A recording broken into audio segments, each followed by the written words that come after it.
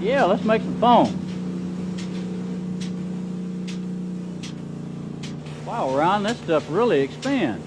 Yes, it does, Kent. This product is shot on at about 1,200 pounds of pressure and about 150 degrees heated to the gun, and the exothermic chemical reaction of the two products heats it up about another 40, 50 degrees. So about 200 degrees and 1,200 pounds of pressure, and it actually expands at a ratio of 1 to 120.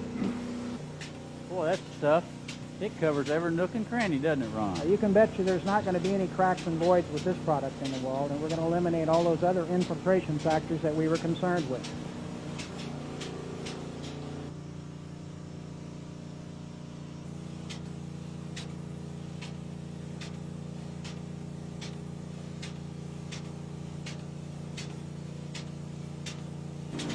Ron, I noticed they're shooting every other panel. How come they're doing that? Well, there's a reason for it, and it facilitates the trimming. And if you'd like to step into the next room over here, I can show you how that's done. Okay, let's go. And this is a trimming process that I promised to show you, Kent. And as you can see, that's a special tool with a long saw blade on it. And what this does is affords us to cut the foam even with the faces of the studs so that the sheetrockers don't have any problem when they come in behind us. Right.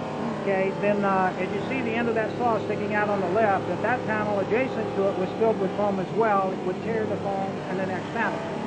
So what we actually do is shoot every other panel, come back and trim every other panel, and then come back behind and shoot the panels again.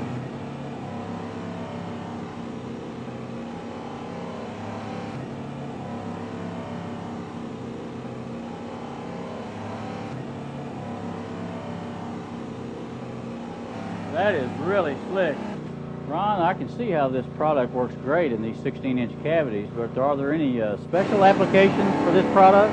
Well, we like to think all applications of Selection 500 are special, but you're absolutely correct, Kent. There are many specific areas in a house under new construction that just cannot be addressed properly and insulated properly with other insulations. Let's go look at some of those. Okay, let's go. Kent, this is the first of those special areas that we were talking about with a home, and it's what we call a subfloor. And we see a lot of this today. You know, the architects are trying to use every square foot of the home that they can possibly use. Absolutely have to. You know, and we see a lot of what they call bonus rooms out over the garage. Right. And that's what we're looking at, is the floor or the subfloor of a bonus room. And with traditional types of insulation, fiberglass, cellulose, that type of thing, due to grafting, you know, those products are going to fall away inside, and you're not going to get any insulation. Yeah. And I'm sure you've had a lot of homeowners that have complained to you over the years that, you know, this one room, they just can't keep cool, and that's usually that bonus room that has this subfloor. But as you can see, our product welds itself to that subfloor, seals it, it's never going to shrink, it's never going to sag, and what you end up with is a bonus room that's just as comfortable as any other room in the house. Well, that's tremendous. It makes that over garage space very functional. Absolutely functional. All right, Kent, here we are looking at another area that requires special attention, and this is the truss ends, and that's the end of the trusses between the top stud plate on the first floor and the bottom plate of the second floor. Right. These are just typical problems for air leakage in a home. If I were to ask you one more time, how would you insulate that with traditional insulation such as fiberglass? What would your comment be? Oh, not very easy. In fact, we got less than 16-inch width up there, and they just have to stuff it up in there as best they can. So it's another cut and paste and patch job. Do you agree? Absolutely. What would you do about a vapor barrier on that interior wall up between those truss ends? You can't get a vapor barrier up in It there. just can't happen, can No. it? Oh, one more time I got to say to you, Kent, watch Selection 500 go to work. Any doubt in your mind that those truss ends are closed? I think they're fairly well sealed. Think we're going to have any air leakage up there? I don't think there'll be much air getting through that particular cavity, which is good. Well, that is fantastic. Even in between those small gaps in the trusses there, he fills those up. You ready to look at another special area? You betcha. It's great.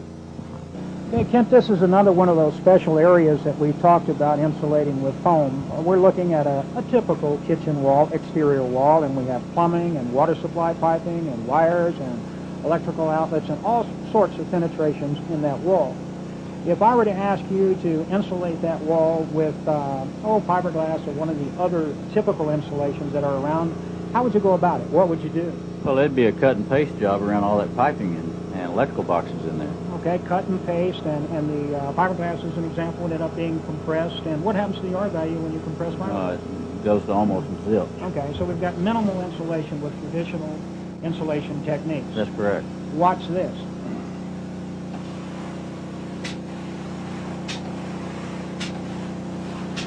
Oh, Ron, look at that foam just surround all that piping in there. That is Is there any doubt in your mind that it completely encapsulates all those penetrations? No, that's just beautiful. Kent, this is another one of the areas of special application, as you call it, and what we're talking about are corners and tees.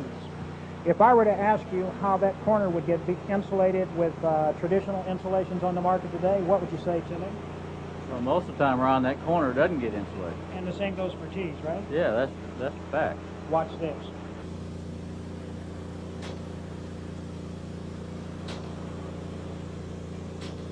That's unbelievable. Another area we're looking at here, Kent, that just really can't be addressed by other insulations are vaulted ceilings and cathedral ceilings that we see in many, many of the homes today. Again, those architects have gone nuts and trying to make them look pretty. You bet. If I were to ask you to insulate this area with a traditional insulation, fiberglass, and that type of thing, what's going to happen with time? Well, it's going to be nailed up there and then sag down and almost go to nothing over time. Another thing we like to address is air conditioning duct leakage. The vent side of the air conditioning system operating at a positive pressure and the return side operating at a negative pressure. A lot of leakage. Plus, the return side is the primary source of dust leakage into the home. Well, Dave and Ron, this product is just truly impressive. I'm just tremendously impressed. But as a builder, I got to ask you, what's the bottom line to this product? Kent, the bottom line is pretty simple. Our comprehensive program of caulking, sealing, and insulating a home with Selection 500 is going to give you about as comfortable a home as money can buy. Your home's going to be quiet, your home's going to be dust-free, and your home's going to be draft-free. Most importantly, your home is going to save you about 50% on your air conditioning and heating costs. Combine that with the elimination of any kind of an exterior wrap, the elimination in most parts of the country vapor barriers, and the downsizing of tonnage required to air condition the home. So there's substantial cost benefits on other products that we put in a home that will come back to us to help pay for the cost of the Selection 500. The energy savings over the life of a 30-year mortgage is in the tens of thousands of dollars.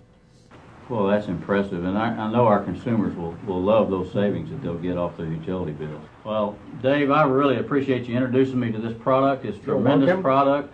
And Ron, I am building my own personal home now, and I can guarantee you that Selection 500 will go in there and be the insulating product for me and my family to use, and hopefully several others. Makes my day worthwhile. Thank you. Thank you.